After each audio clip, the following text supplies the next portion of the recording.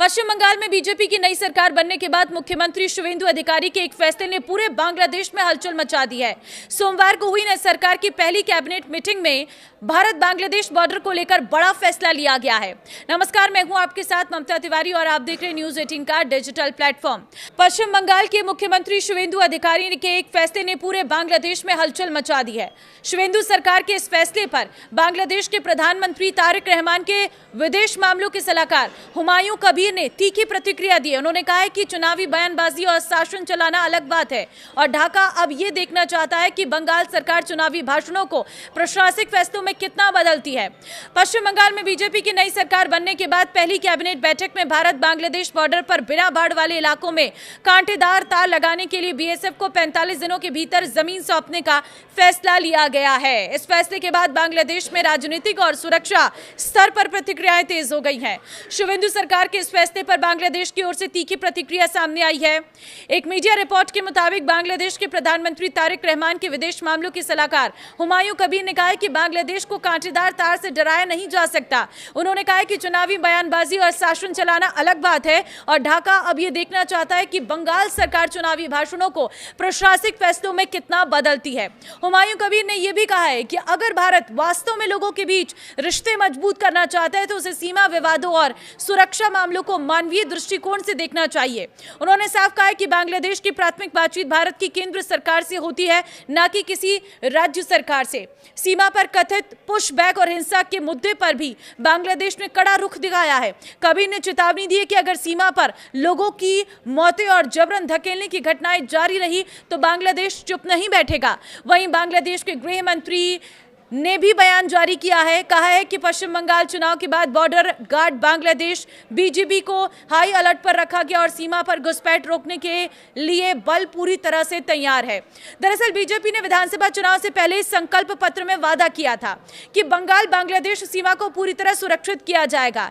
केंद्रीय गृह मंत्री अमित शाह ने चुनाव प्रचार के दौरान कहा कि नई सरकार बनने के बाद पहली कैबिनेट बैठक में ही सीमा सुरक्षा से जुड़ा फैसला लिया जाएगा।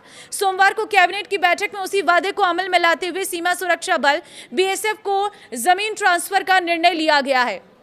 राजनीतिक जानकारों का मानना है कि बंगाल में सरकार बदलने के बाद भारत बांग्लादेश सीमा सुरक्षा और अवैध घुसपैठ का मुद्दा आने वाले दिनों में और गर्मा सकता है। बीजेपी जहां इसे राष्ट्रीय सुरक्षा से जोड़कर देख रही है, वहीं बांग्लादेश इसे कूटनीतिक और मानवीय नजरिए से उठा रहा है।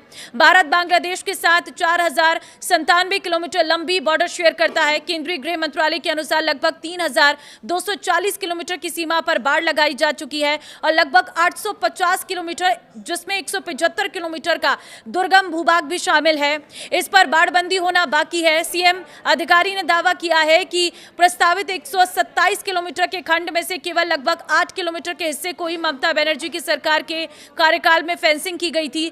पश्चिम बंगाल की बांग्लादेश के साथ लगभग 2216 किलोमीटर लंबी अंतर्राष्ट्रीय सीमा लगती है।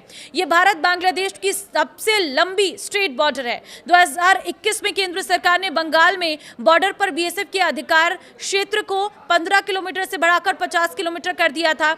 यानी बीएसएफ 50 किलोमीटर तक के इलाके में तलाशी, गिरफ्तारी और जब्ती कर सकती है। तत्कालीन ममता सरकार ने इसे राज्य के मामलों में हस्तक्षेप बताया था। दिसंबर 2021 में बंगाल विधानसभा में इसके खिलाफ एक प्रस्ताव भी पारित किया गया था।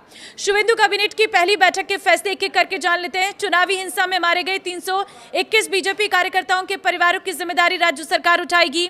दूसरा, भारत बांग्लादेश सीमा पर बाड़ लगाने के लिए बीएसएफ को जमीन ट्रांसफर करने की प्रक्रिया शुरू हुई है। इसे 45 दिन के भीतर पूरा कर लिया जाएगा। तीसरा फैसला, आयुष्मान भारत योजना समेत केंद्र की सभी योजनाएं जल्दी लागू होंगी। चौथा फैसला, उज्ज्वला योजना से जुड़ी सभी लंबित याचिकाएं केंद्र के पास भेजी गई हैं। पांचवा बड़ा फैसला, आईएएस और आईपीएस अधिकारियों को सेंट्रल ट्रेनिंग की परमिशन दी जाएगी।